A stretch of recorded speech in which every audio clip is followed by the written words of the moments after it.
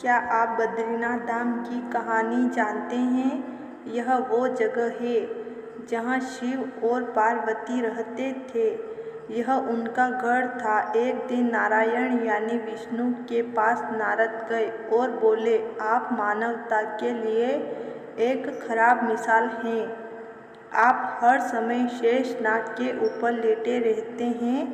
आपकी पत्नी लक्ष्मी हमेशा आपकी सेवा में लगी रहती है और आपको लाड़ करती रहती है। इस ग्रह के अन्य प्राणियों के लिए आप अच्छी मिसाल नहीं बन पा रहे हैं। आपको सृष्टि के सभी जीवों के लिए कुछ अर्थपूर्ण कार्य करना चाहिए। इस आलोचना से बचने और साथ ही अपने उत्थान के लिए भगवान को भी ऐसा करना पड़ता है। विष्णु तप और साधना करने के लिए सही स्थान की तलाश में नीचे हिमालय तक आए। वहाँ उन्हें मिला बद्रीनाथ, एक अच्छा सा छोटा सा घर जहाँ सब कुछ वैसा ही था जैसा उन्होंने सोचा था। साधना के लिए सबसे आदर्श जगह लगी उन्हें। वह उस घर के अंदर गए। घुसते ही उन्हें पता चल गया कि यह तो शिव का निवास है और वह तो बड़े खतरनाक व्यक्ति हैं। अगर उन्हें गुस्सा आ गया तो वह आपका ही नहीं खुद का भी गला काट सकते हैं। ऐसे में नारायण ने खुद को एक छोटे से बच्चे के रूप में बदल लिया और घर के सामने बैठ गए। उस वक्त शिव और पार्वती बाहर कहीं टहलने के लिए गए थे। जब वे वापस घर लौटे तो उन्होंने देखा कि एक छोटा सा बच्चा जोर जोर से रो रहा है। पार्वती को दया आ गई। उन्होंने बच्चे को उठाने की कोशिश की। शिव ने पार्वती को रोकते हुए कहा कि इस बच्चे को मत उठाना। पार्वती ने कहा, कितने क्रूर हैं आप, कैसी नासमझी की बात कर रहे हैं। मैं तो इस बच्चे को उठाने जा रही हूँ, देखिए तो कैसे रो रहा है।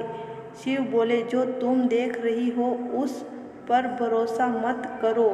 मैं कह रहा हूँ न, इस बच्चे को मत उठाओ।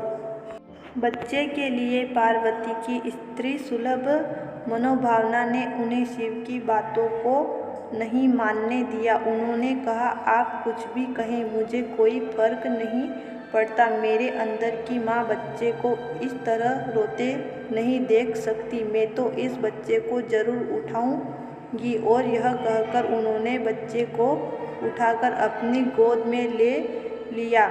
बच्चा पार्वती की गोद में आराम से था और शिव की तरफ बहुत ही खुश होकर देख रहा था। शिव इसका नतीजा जानते थे, लेकिन करे तो क्या करे, इसलिए उन्होंने कहा, ठीक है, चलो देखते हैं क्या होता है। पार्वती ने बच्चे को खिला पिलाकर चुप किया और वही घर पर छोड़कर खुद शिव के साथ गर्म पानी से स्नान के लिए बाहर चली गई।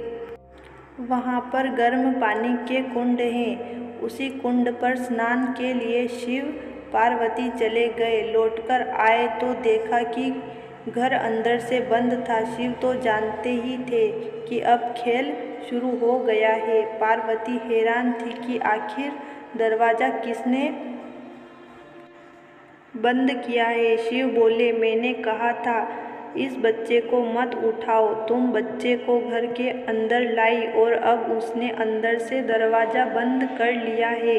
पार्वती ने कहा, अब हम क्या करें। शिव के पास दो ही विकल्प थे, एक जो भी उनके सामने है उसे जलाकर भस्म कर दे और दूसरा वे वहाँ से चले जाएं और कोई और रास्ता ढूंढ ले। उन्होंने कहा, चलो कहीं और चलते हैं, क्योंकि यह तो तुम्हारा प्यारा बच्चा है, इसलिए मैं इसे छू भी नहीं सकता। मैं अब कुछ नहीं कर सकता, चलो कहीं और चलते हैं।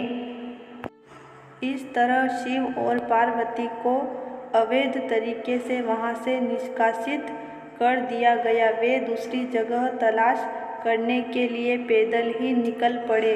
दरअसल बद्रीनाथ और केदारनाथ के बीच एक चोटी से दूसरी चोटी के बीच का सिर्फ 10 किलोमीटर की दूरी है।